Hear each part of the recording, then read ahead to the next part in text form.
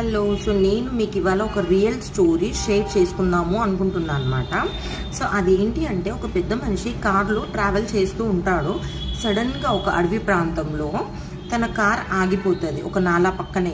So ఆగిపోతే దిగుతాడు. దిగి చూసేసరికి తనది కార్ది ఒక టైర్ బ్లాస్ట్ అయిపోతుంది. ఓకేలే, స్టెప్నీ ఉంది కదా అని చెప్పి కార్లో నుంచి స్టెప్నీ తీస్తాడు. అది ఫిట్ చేద్దామని బోల్స్ అన్ని పట్టుకుంటాడు. అది బై మిస్టేక్ ఆ నాలలో బోల్స్ అన్ని పడిపోతాయి. సో ఇప్పుడు వాడికి అర్థం కాదు ఏం చేయాలి అని ఆలోచిస్తుంటాడు. సో అటువైపు వెళ్తున్న ఒక పిచ్చోడు ఆగి, అన్న ఏమైందన్న అంటే, అరే పోరా పో, నువ్వు నీ పని చూసుకోపో, నువ్వేమన్నా ఆర్చేతో ఉన్నవా తీర్చేటో ఉన్నవా, నిన్ను ఎందుకు క్వశ్చన్ చేస్తున్నావు అంటాడు.